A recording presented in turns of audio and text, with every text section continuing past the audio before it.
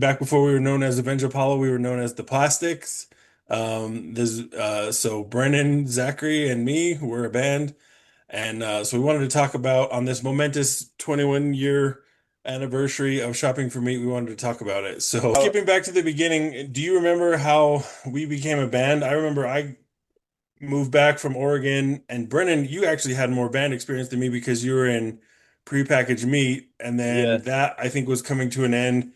So then I was like, "Hey, do you?" And we had played together before, but not Mhm. like formally. So do you remember Yeah. anything about that? I feel like I got home and then I was like, "Hey, let's start a band." I don't remember a whole lot. I remember before you went to Oregon, I had gotten drums like a few weeks before you left town.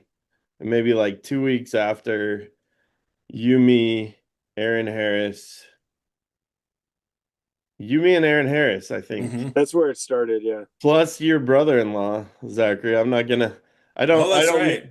I don't mean to name him on the podcast if I don't mind naming Aaron Harris because he's Well, we did we're a homies. we did a talent show. That's right. And yeah, your brother-in-law wanted to do something for the talent show, so we're like, "Jump on." And Yeah, then it so was kind of And he funny. started singing some Green Day for his Yeah, friend. yeah. So it was kind of an impromptu little band. But I feel like maybe when you got home from Oregon, we started playing with Aaron and for hmm like a little bit, not very long. And then I was kind of a diva and was like, was not professional very much, which was a very diva thing. He's not taking our local pop Yeah. punk band serious enough. And I was like kind of like pushed for him to be gone. And then I think we did that. And then Aaron was rightfully like, "Hey, I don't know how I feel about this." And then he kind of bailed. So, which is fair. Oh, that's funny. I remember that a little differently, but Oh, really? How'd it go? well, I remember that about and he and I are friends on Facebook, so I don't. Oh man, because Aaron was a year older than me in school, and so I feel like he moved to Idaho to go to college. Oh, was that way? I thought that's why Aaron was gone, and Hmm. then we were kind of like, oh, clean break. If Aaron's gone, then we don't need to we'll move on. And then we were like, who else can we get? And we're like, oh, we know Zachary. So. So, do you remember Zachary? Had you played bass at all, or we're just like, "Here's a bass, you I play think it"? no, I think I'd messed around with your bass. It looked like it was like a P bass knockoff, Yeah. right? Mhm. Was it Rogue? Is that Yep. what the brand? Okay, and they had like Oh, that little, the and you had that little tiny Sunburst. bass amp. I think I'd messed around with it, and maybe it shown enough promise that you're like, hey, maybe this guy could play bass. Yeah, no, you Yeah. did pick it up pretty good. So it must have been around 2003, 2004. Well, that's and then cool. and then at some point, you took me bass shopping, so I was getting Oh yeah, pretty I do serious about remember it. that. So That you took was me to, was it Grandma's Music, I think, uh and I didn't have any money, and so you're like, look, here, you can buy this, and you can pay me back, which I did. yeah, it was And mutually beneficial. I was like, "I'll front you the money so you can be in our band." Oh, two observations. One, I think you were a very good missionary for getting people to play the bass, Jacob, because you were like, hey, we should start a band. And at one point you were like, and bass is easy. So you like handed me the bass and I played it for a little bit. Oh And yeah. I could play like a handful of easy songs and I thought it was cool. So for like a second, I thought I would play the bass, but then we went to our friend's house in Arizona, and my buddy Greg Thompson, had a drum set, and I played his drum set, and I was like, "Oh dang, this is actually the instrument I want to play," you know? this is Hmm. way better. But I've come back around to bass now. I still play drums, obviously that's my main instrument, but I like bass a lot, and I remember that that's basically the first rock instrument that I touched because you were just like, bass is easy, here, play it. And then when Hmm. I picked up drums, you're like, oh, bass is easy, play it, and handed it to Zachary. It's funny how it came out that way. That's funny. While I agree that it's easier than guitar, I don't think it's like easy, Yeah, really. no. Yeah, it's easy, or I thought it was a good entry point for people. It But takes it takes kind of strong hands. Like you can't have little wimpy hands and play yeah, bass. Oh, and that's then true. and then my other observation, real quick. I'm real ADHD, so I'm gonna forget it if I don't say it. You're right. Um, you, Jacob, at that point were older than us, Hmm. and so you had a more stable job than either of us. So you were kind of like the Cosimo de' Medici of the Devet music renaissance. Uh-huh.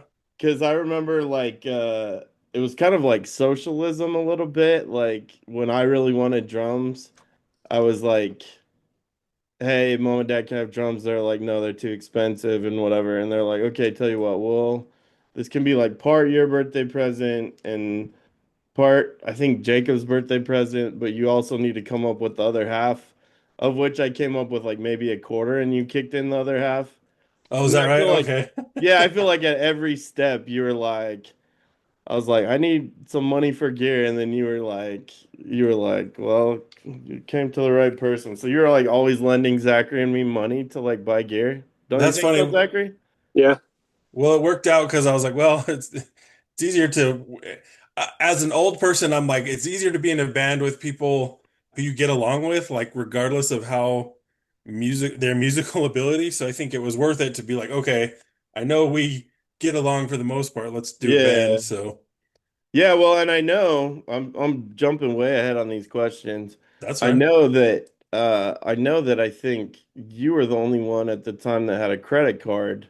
So we Oh, we I'm put sure. the Positive. Yeah. we put the pressing of shopping for me on your credit card, and I don't know to this day whether you got paid back at all Oh, did or we do that? Okay, I partially or maybe none. Like I no, don't this is know. good. This is good because this is one of the questions. So I remember Chris Scott, our friend he went to Yeah, high school with us. He mastered it for us because he had gone to yeah. school for it, which was cool.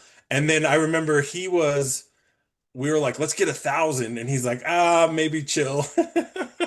Oh yeah, And then oh yeah. he talked us down to 500. Do you remember that? Yeah, yeah, yeah. I remember that. I think Well, I and did. Mhm. I remember, like I was saying, it's kind of like socialism. We all chipped in what we could. I paid for mastering, which I think he charged us $200, which was cheap. Yeah, super cheap. But then I think you probably paid like 1,000 to press it. It's so like No, I don't think it was that much. no, Maybe maybe not. not. Maybe it was like I don't know.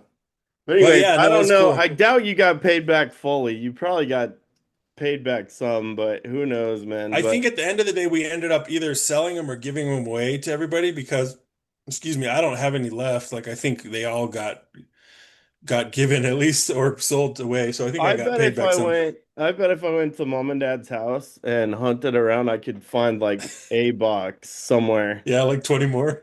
I bet they're hidden somewhere, man. I bet they're Mm, hidden somewhere. that's I, Um, funny. no, I was but I just think I there. think out of 500, you're probably right that about 470 to 480 of them are gone. Hmm.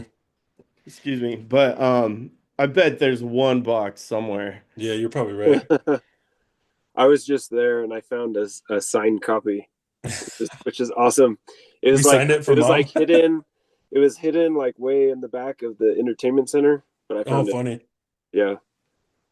All right. Well, what do you remember about the Albuquerque music scene at the time? I just remember Danny Wynn and the Earthlings and ska were really big, probably Yeah. Hmm. Albuquerque being behind the curve or whatever. And then like it seemed like pop punk had kind of already had its moment and like screamo was kind of taking its place.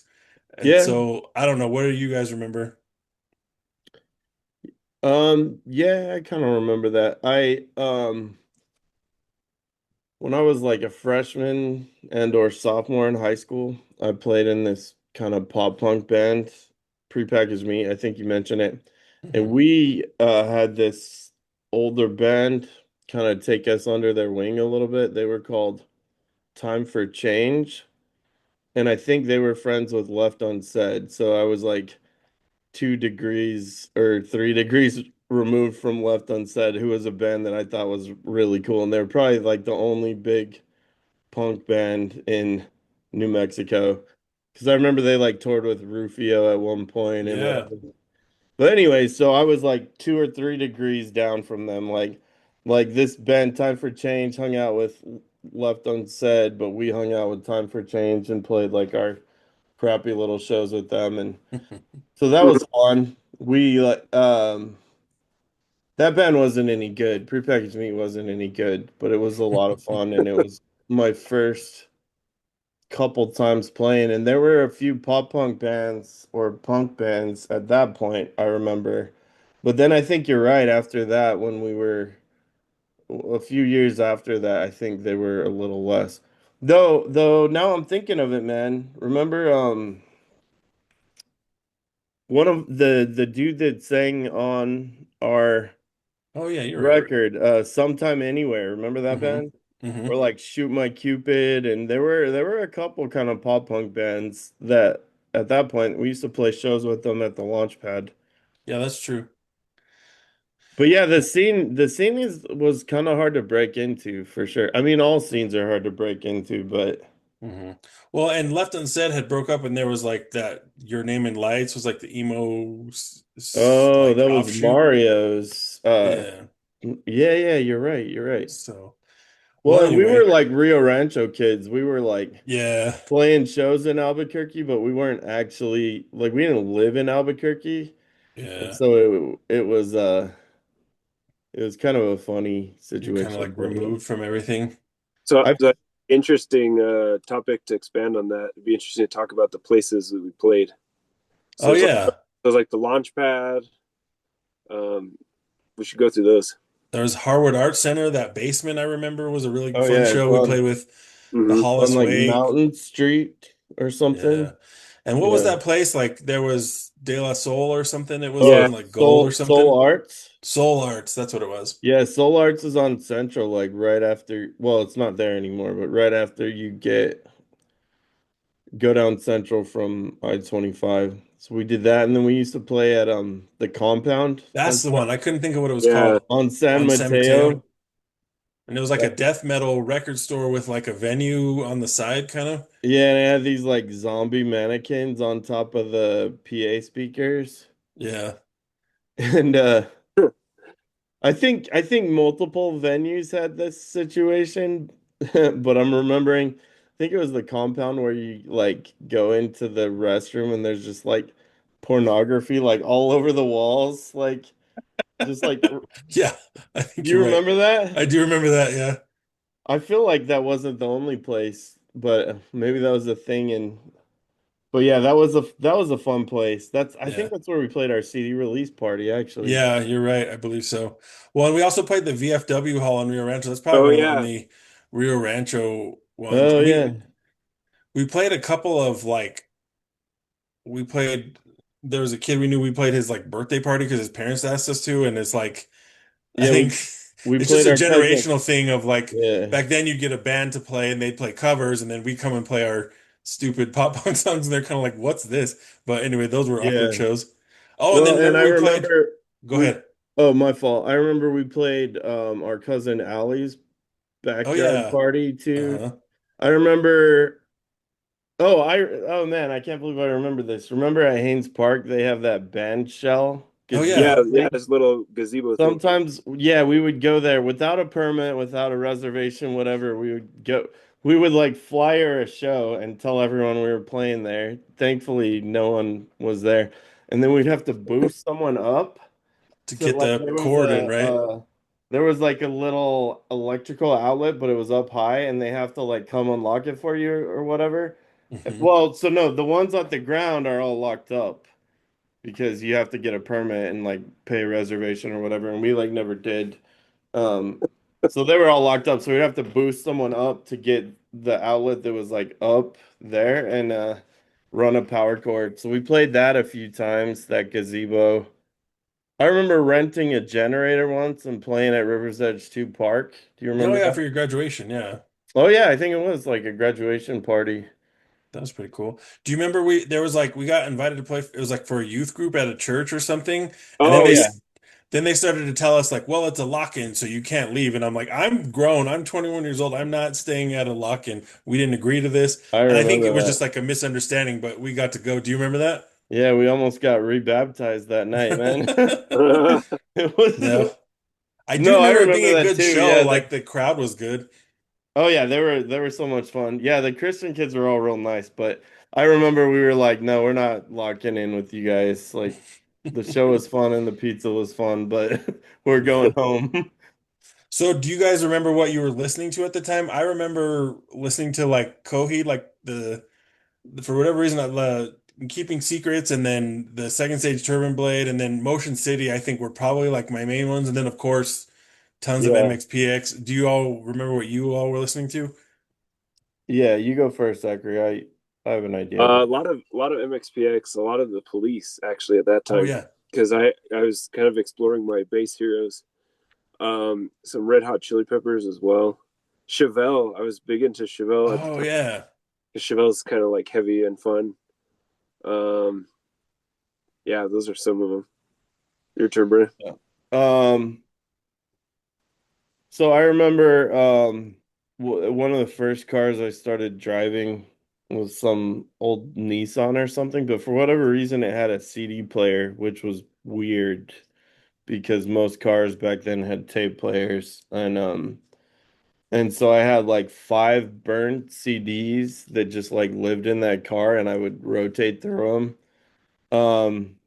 And then so I remember one of them was Armor for Sleep, What to Do When You're Dead, Oh which yeah. I still think is one of my maybe like top 10 favorite albums of all time, any Hmm. genre, which is crazy. Because I think there's like no skips on that record. I can listen to that record. And part of it was I probably drove around a lot of high school listening to it. Another Hmm. one was Bad Religion, Stranger Than Fiction. AFI Sing the Sorrow was another Oh one. yeah. Oh That was yeah, huge. Um, the other one was All American Rejects, that go-kart album. I don't know, Oh is it yeah. self-titled or what? It's I got think like a so. go-kart on it. And then I think the last one was probably the Atari's So Long Astoria. But like those five records, I just like for like felt like 6 months or a year just listening to them nonstop because they were the ones just hanging out in my car. Hmm. But I yeah, so those are I, my I had a lot of Punkaramas at that time. I still Oh do yeah. oh because yeah. I haven't gotten rid of any of my CDs. They're in a box right here. But yeah, I had a lot of the Punkaramas, so that would give you a good sampling of all the punk bands. Yeah. That's funny. Yeah, that's cool. That's where I found out about Motion City and I mean several bands, but Yeah, like for me it was like Pennywise and NoFX and like Dwarves and stuff. Yeah, I wouldn't have found out about those oh if it yeah, weren't for and like Hot Punkorama. Water Music Hmm. and NoFX and Bad Religion and yeah. Oh, that Yeah. was good stuff, man. And Descendants. Do you remember much about writing the songs? Like I feel like I remember being it hot. It was hot because we would practice in our parents' garage. They were nice and let us have half of their two-car garage. And it just was being really hot most of the year or really cold part of the year.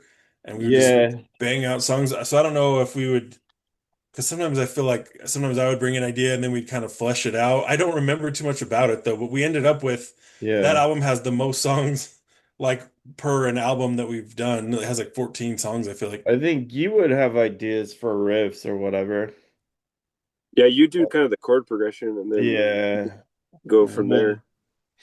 then you Yeah. would come with the riff and I'd be like, how about if we did like a fast punk beat and then we did like halftime beat and then like so we would kind of help with structure and stuff.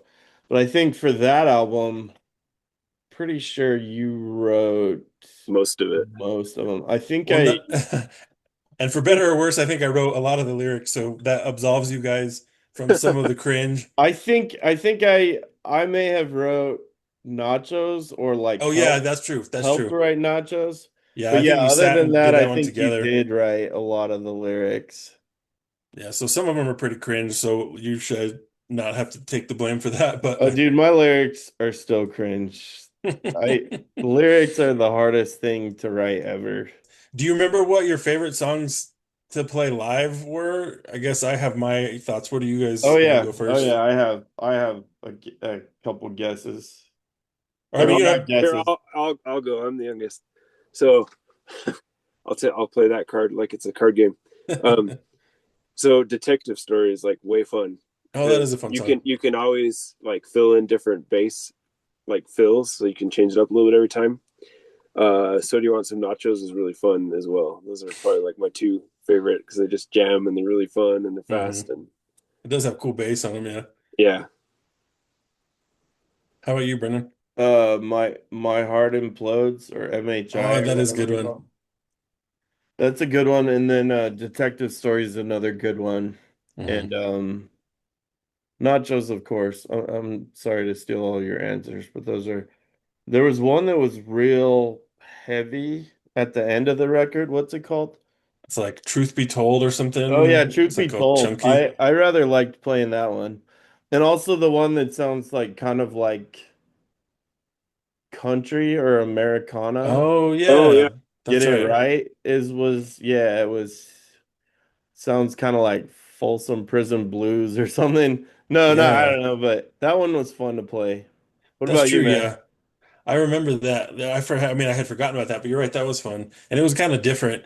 And Yeah. I remember playing Nachos. It would kind of go off when we played Nachos. I think just because, like I said, Albuquerque still was in the throes of like ska, and so there was a little bit of overlap between the shows we would play and the ska shows, and I think people would get Oh into yeah. that song. People love that song. Yeah. Yeah. Well, I remember, do you remember this? I don't know. Sorry if I interrupted you, No, man. you're good. Did you remember that at our record release party at the compound we had Luther and Yeah. Skinner play horns with us? So Yeah, we and they did it at Haynes Park another time oh too. they I thought did, it yeah. So we like sounded awesome that way. we actually played ska music for a little bit. Mhm. For one or two songs, yeah. And it is a fun song. Yeah, so I like that. I really like What I Missed for whatever reason, 'cause it's like has like big spaces and like Oh, it I had believe like kind of like a pogo-y feel. I like it. does that have a that has a cool guitar solo, right? That I was messing with the wah pedal on. Oh, that I think that's Truth Be Told, but it does have like a guitar lead, yeah. It has a drum Oh, solo in the middle, which you'd always kind of you wouldn't go too crazy, but we do like a little drum oh, break in the middle, which I thought was kind of cool. that's funny.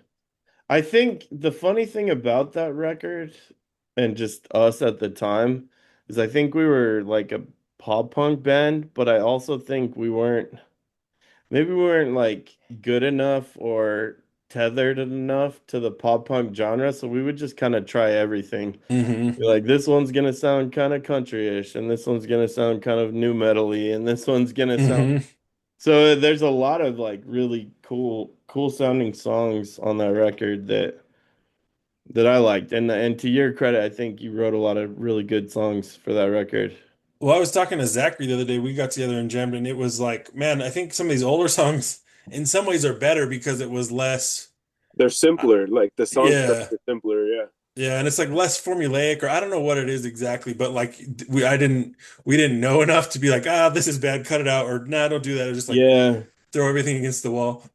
Well, I to this day, well, I mean, I have a bunch of unfinished songs lying around, but to this day, I don't really understand the concept of B-sides Hmm. because like, you know, the fact that you would write more music than you need and then like cut songs off and like because we would always just put out everything we wrote. We were kind of Hmm. like Taylor Swift back then, you know? Hmm. So some stuff was real good and some stuff was like so-so, but like I think we were just lucky to have that much music written, so we just put it all out. But yeah, I've never really understood like holding back B-sides or songs that are not good enough for your record or whatever. Hmm. Yep. We never really had a bunch of B-sides. Hmm. I don't think we really held anything back. Yeah, there were probably a few that could have been B-sides, but Oh that's yeah, all oh right. yeah. So, I guess what do you all remember about the recording process? You guys can go first. Oh, I Brennan remember a few. Brennan bought some decent like mixing equipment. I don't think it was like the highest quality stuff on earth or whatever, but it was good enough for what we needed to balance Yeah, Yeah, volume. Brennan had the gear, a lot of it. I had a little Behringer, like I don't know, like 6 track mixer, and then a Fostex MR8 that like read hardware. Like, it wasn't on a computer. We Right. recorded it on the MR8. And it had this like weird memory stick. It was like rectangle shaped. It's not like a SD card.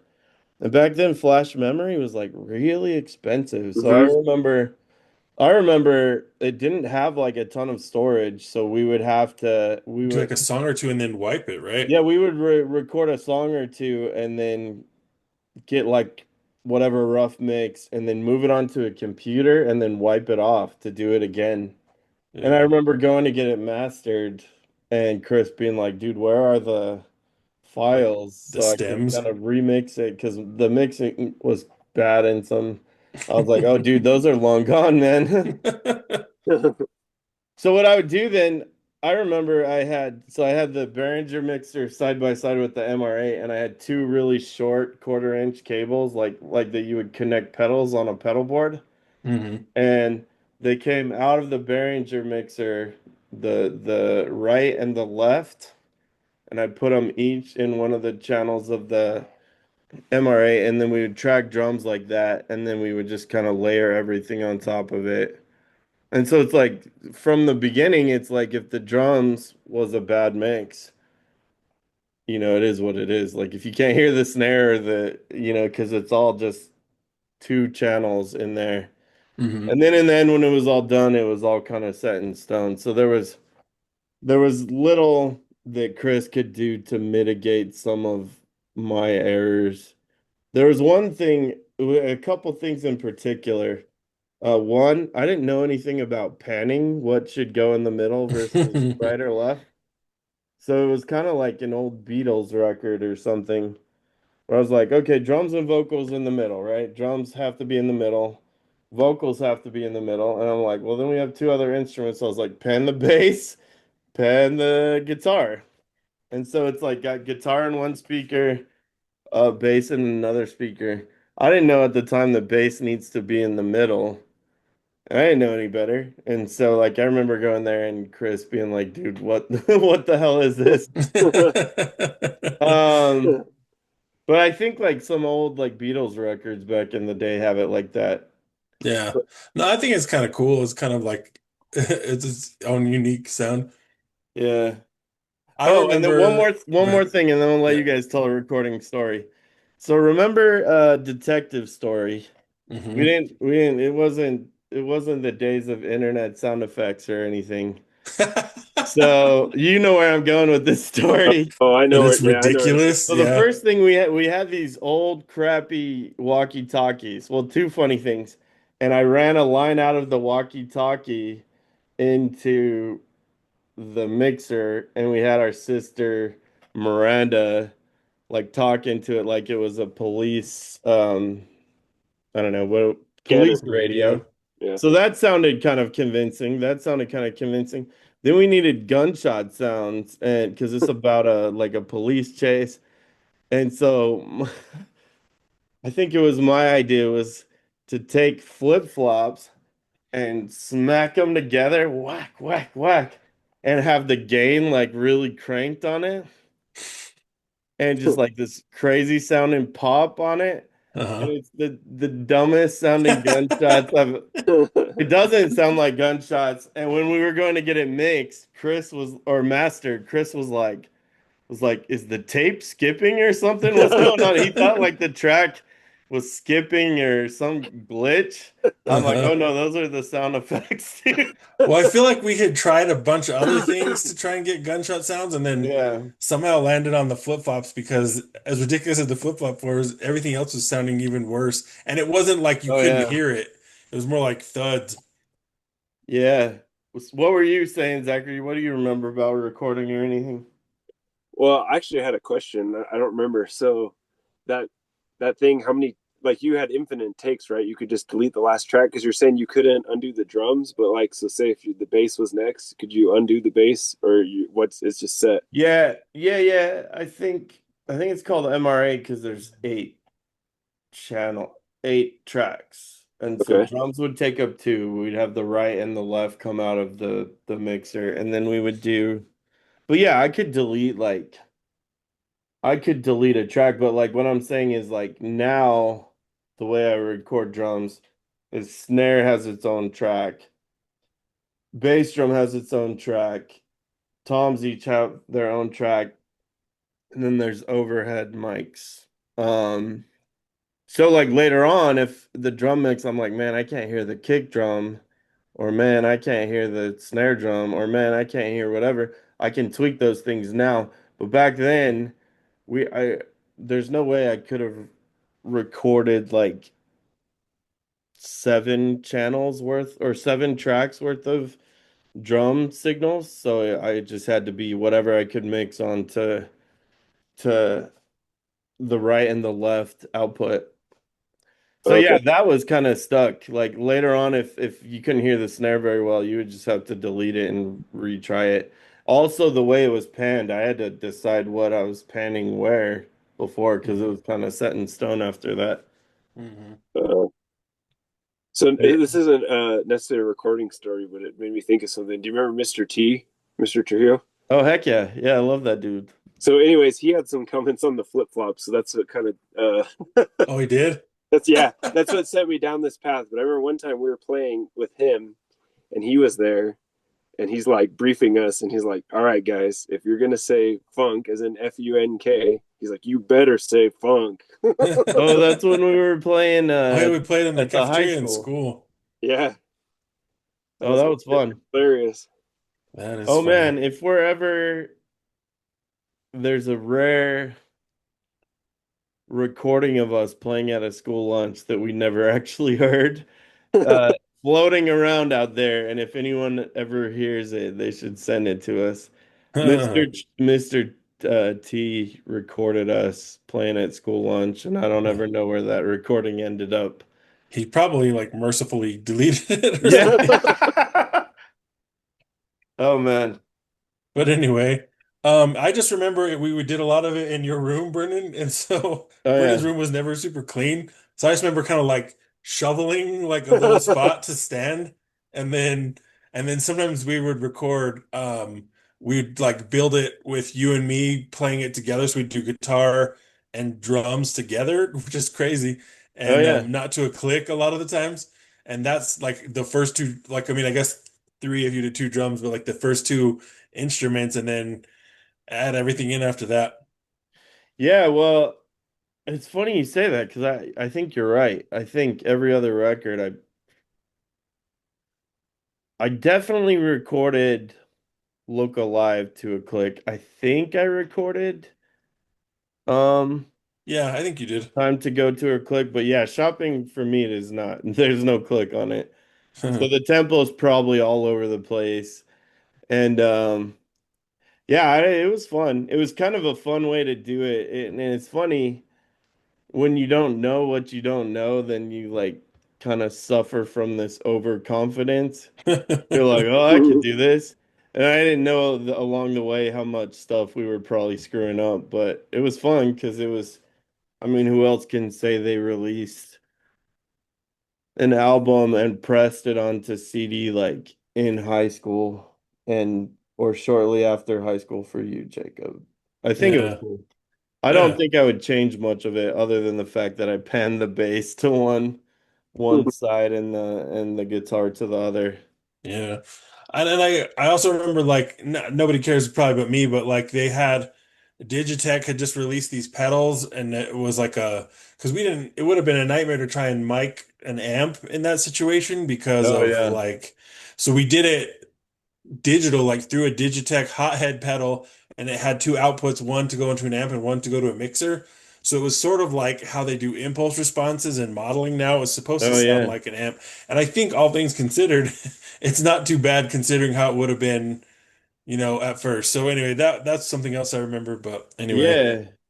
Well, and do I you was I go was ahead? remembering even the mics we were using were not good mics. They were just like random Correct. musician's friend 4-pack mics. Uh-huh. And so the fact that we got any decent sounding drums and my drums weren't good either. Like I was playing on like a crap like we didn't have good gear, we didn't have good Hmm. mics, we didn't have so the fact that we have like anything decent to show from that era is kind of a miracle that we were able to make it work. Yeah. Um yeah, I don't know, man. It was fun. A lot of fun. I was just gonna say, Zachary, since Brennan was, I put him in the producer role because he kind of was doing the recording and he knew a little bit more about recording. Do you?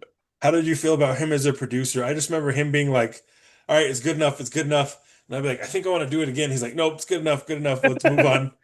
Yeah, I don't know yeah, if you that remember. sounds right. Yeah, there's some stuff. I don't know if so much on that album, but we recorded not like pressed per se, but like a Christmas album. And I know there's stuff on that that I'm like, man, I wanted to redo, but it's just like, no, like that's good. Like let's send it.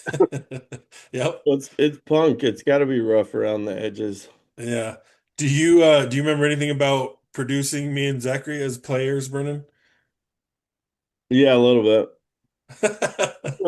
Like what though? Uh, not too much. I thought you guys were pretty good. Yeah, you were much better than a lot of bands I played with.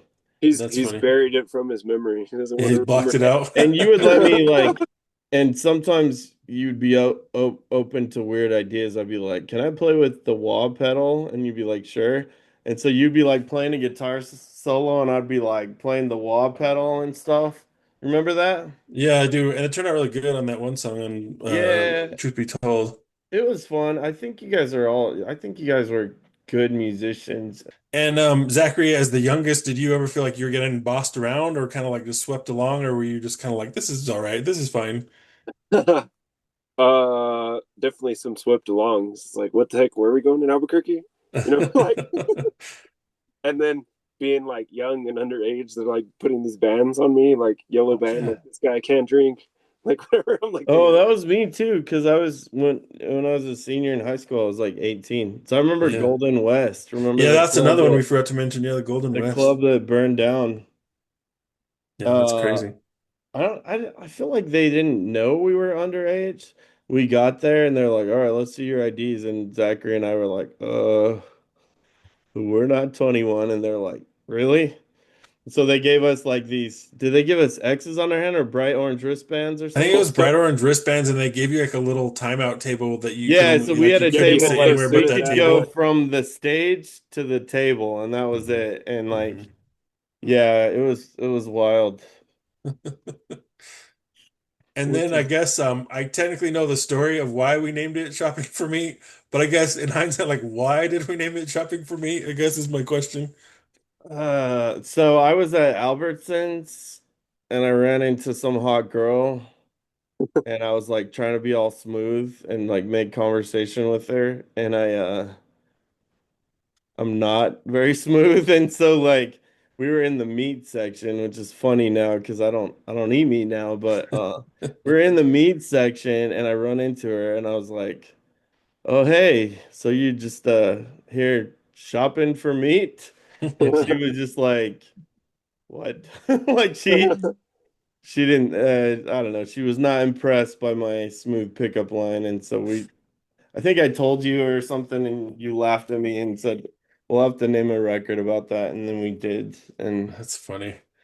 I I guess mean part of me that's is that's like, as best as my I remembered. If you yeah, no, remember that it is. differently. I'm just like in hindsight, like I remember giving the CD out to people like Shopping for Me. Oh, that sounds like weird and gross. Like, yeah, you're probably right. It yeah, it's just basically an inside joke that we would always put like inside jokes on stuff, and I think we thought it was hilarious, but I think you're right. They like people didn't know what it was. Yeah. I mean, the Anyway, that's plastics good. was an inside joke, and Yeah, that's true. Yeah, the plastics the was. the Go park ahead. bench on Time to Go was an inside joke, and we Uh, just like were thinking we were so funny. But Nachos, Nachos is an inside joke too. oh yeah, yeah.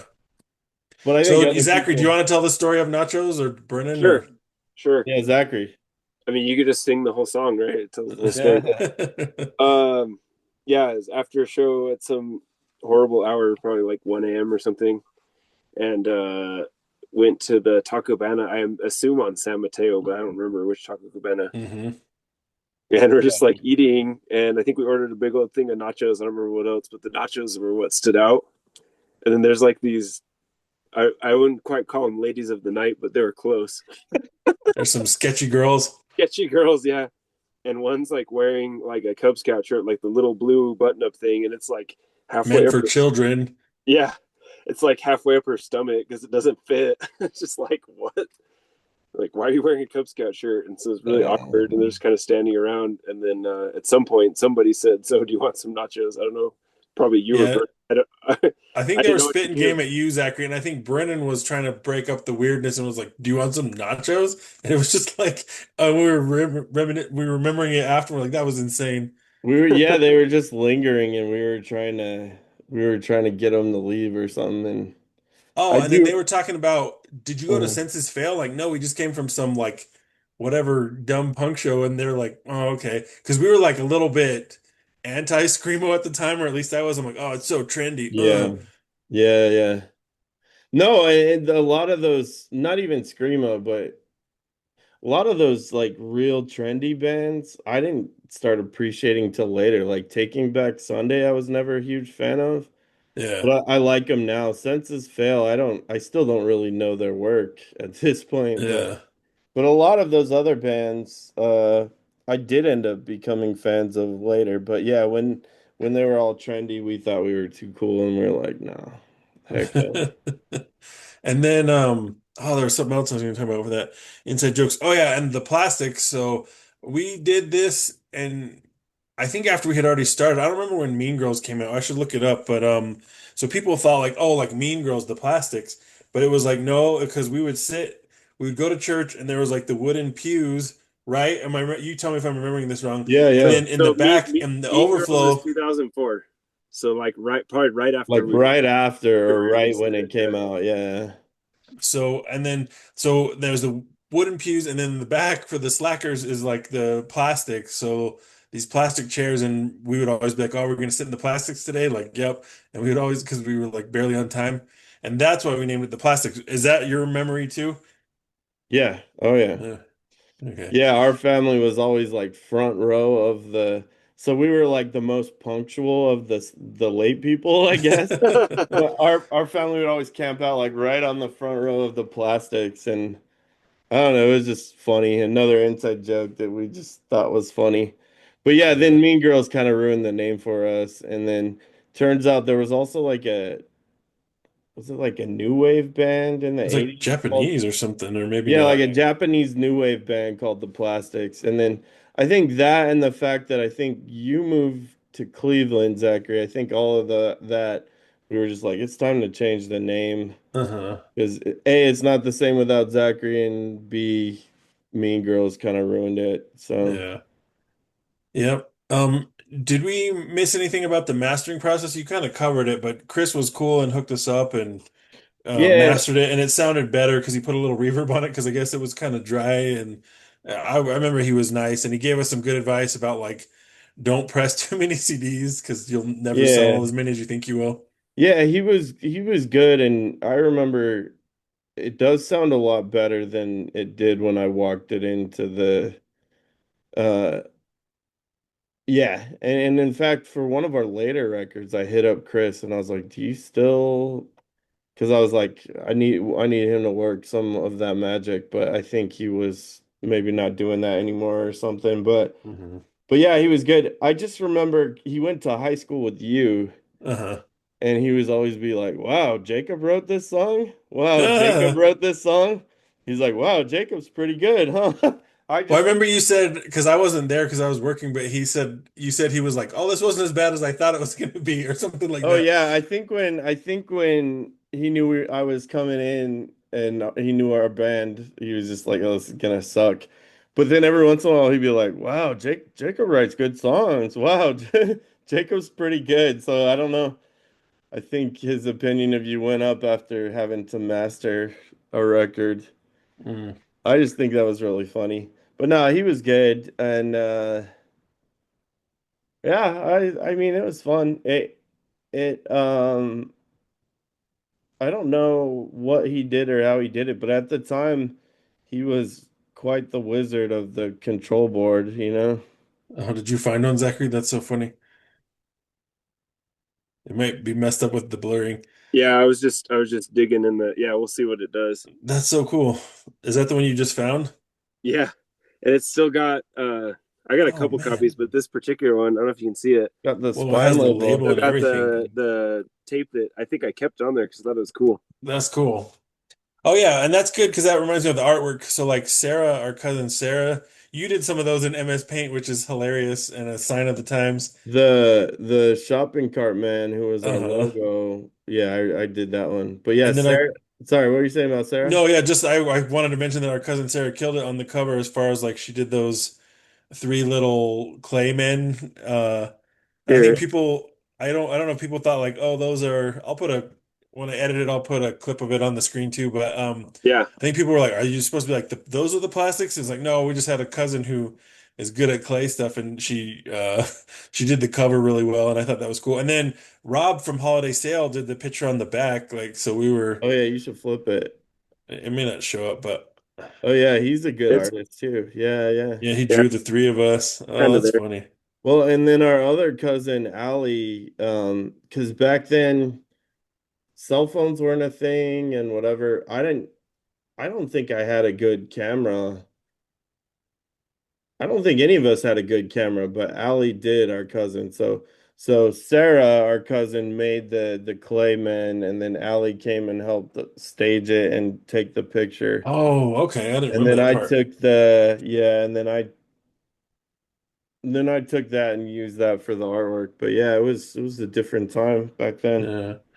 Yeah, and I guess that's one thing I was gonna say is like, is it weird that that's our first and last album to get a physical release? Because by the time we released a follow-up in like what 2008 or 9, it was like Nine, yeah, I think. we just put it for download because it didn't make sense. So it's kind of what I mean. Do you have any thoughts about it? It's kind of cool that we have a CD we can look at, but I don't know. Did you ever think about it? Yeah, I do think it's cool. And you know how like Dr. Dre has like gold records hung up at his house or whatever? Uh-huh. I have a framed, I'll have to take a picture of it, but uh I have a frame with the CD and the album art in my music room downstairs. Oh, that's cool. Of shopping for me. That's Of awesome. shopping for me, yeah, it was the first one I did that for.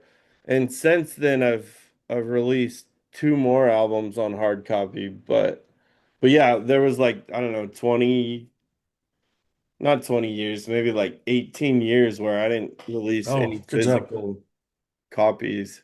But yeah, because every single time we would put out a record, the whole music industry had like reinvented itself. Because Yeah. it went from CDs to like you said, like MP3 players. So we just like had it free download MP3s, and then by the time we put out Look Alive with the Venge Apollo, it was streaming. So we put it Yeah. on like Put it on streaming Spotify and and all that Bandcamp. stuff. And now if we put out another one, I mean streaming is still a thing, but like bands would probably put it out on vinyl because that's like you don't make any money from streaming. So like the only way to actually make any money would probably put it out on vinyl, but Gotcha. Well, hey, you should flip it over, Zachary, and we can see the back art. But Yeah. So yeah. So here we go. So there's the front. There's the back. I think I've got a little better quality here now. he even did our instruments pretty good. Oh, and our Rivers Edge Record logo. Man, that's Yeah, wild. you can see the seal. Oh, that's cool. This copy. I've got a couple copies. That's cool. Yeah. Well, do you guys remember anything about the release show? I remember that it was at the compound, and that's all I can remember. Do you remember anything? Was hit by a bus on that show, or I don't remember. maybe Hit by a Bus, critically unacclaimed, which was Cole's band, Oh was yeah. on there. I remember them because they were from our high school, and our buddy Cole, who was in Zachary's grade, and ended up actually playing bass in Avenge Apollo after Zachary had moved away. Hmm. His band played, and I think Luther and Skinner played in his band, which is why Yeah, that we sounds like right. it was kind of this cool little they came out and played a song with us, so that was fun. And I think you're right, Hit by a Bus, but I remember almost nothing about that band. But Maybe it was a different show we played with them. I just remember them writing us after the show and being like, "Oh, we thought you guys weren't going to be any good, but you were a lot better than we thought," or something like that. Some weird backhanded compliment. yeah, yeah. But do you remember anything about the show, Zachary? No. Oh, okay, it's Uh, weird. I don't remember it either. looking at this album art, I'm just admiring this. Like, check this CD out. Yeah. That's Brennan's nice work. I think that symbol down on the bottom was done in, like you said, like And it wingdings. was Word, right? Or Wingding. Yeah. Yeah. When the actual shopping for me is your handwriting, right? Yeah, it's my handwriting, yeah. That's Yeah, cool. and then Yeah, so and then you got the guy on the cart back there. But yeah, anyways, I I was drew thinking about this that.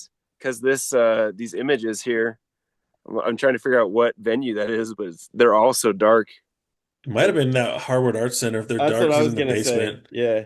It was oh, could be. before I broke my wrist because after that I mostly played traditional grip. No, though I think the whole that would have been a I don't know, man. I'm getting things all mixed up because back then I was playing match grip and I play match grip sometimes now, but it's because I can't switch to traditional.